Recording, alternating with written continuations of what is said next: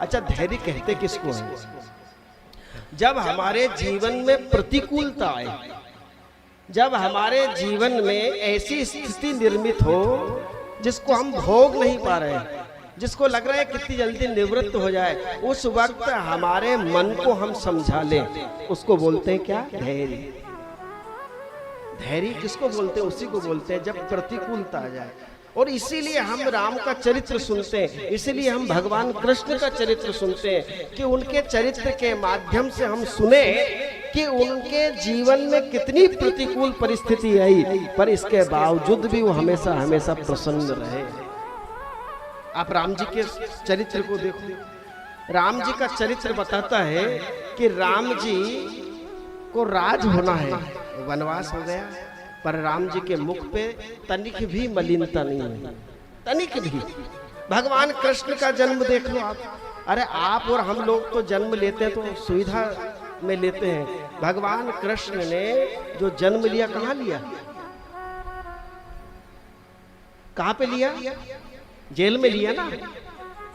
आप विचार करो, जेल में भगवान कृष्ण का जन्म हुआ है और किन परिस्थितियों में हुआ है।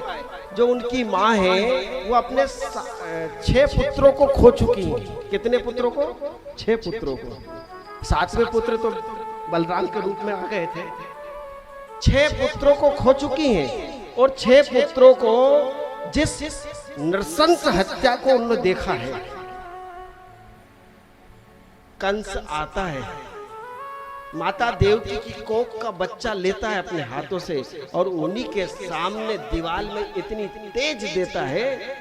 आप विचार करो कि हम कोई सब्जी भी तेज नहीं मारते हैं, उसको भी प्रेम से सुधारते हैं। सुधारते हैं कि नहीं? ऐसे फोड़ते नहीं है।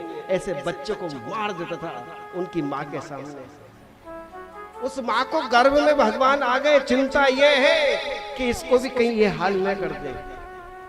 उस स्थिति में भगवान प्रसन्न रहते हैं, कृष्ण भगवान उस स्थिति में भी रहते हैं। इसके बाद बचपन में उनके साथ पूतना, अघासुर, बकासुर, तृणाव्रत, न जाने कितने राक्षसों ने आके सताया।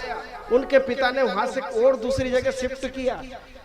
सारी परेशानी को झेलते हुए भी भगवान कृष्ण का जब भी चेहरा देखा सबने, तो उनके चेहरे में एक मधुर मुस्कान थी।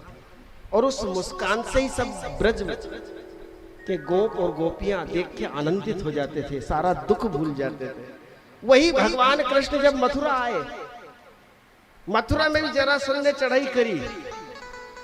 17 बार उसको हराया, 18वीं बार भगवान को रण छोड़ बनना पड़ा। लोगों ने उनको न जाने क्या क्या रण छोड़ कहा, कायर कहा, लड़ाई में प्रवीण नहीं होना, न जाने क्या क्या सुना उन्होंने। पर इसके बावजूद भी जब चेहरा देखा तो मुस्कुराता हुआ चेहरा देखा। हर समय भगवान मुस्कुराते हैं। यहाँ तक कि भगवान ने महाप्रयाण के पहले अपने सामने अपने पूरे बंधु बांधव उनके सामने सब सिधार गए, सब मर गए, उनके पुत्र पौत्र सब, सिर्फ एक वज्रनाभ रहे थे। तब भी भगवान के चेहरे को देखा तो भगवान मुस्कुराते रहे। और भगवान अपने पावन चरित्र के माध्यम से हमको ये शिक्षा देते हैं कि धैर्य जीवन में रखो। धैर्य आपका गहना होना चाहिए। सोना चांदी के गहने पहनो, ये कोई बुरी बात नहीं, पहनो, पर एक धैर्य आप एक गहना धैर्य का पहनो। आपके गले में एक गहना धैर्य का होना चाहिए। रामचरितमानस में भगवान श्री राम जी विभीषण से कहते हैं कि हमारे जीवन में धैर्य कैसा है। सोरज धीरज तेहि रथ चाका, सत्यशील दृढ़ ध्वजा पताका।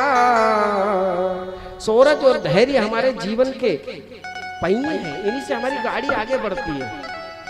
ये दोनों होना चाहिए हमारे जीवन में, जब ही जीवन व्यवस्थित बनता है।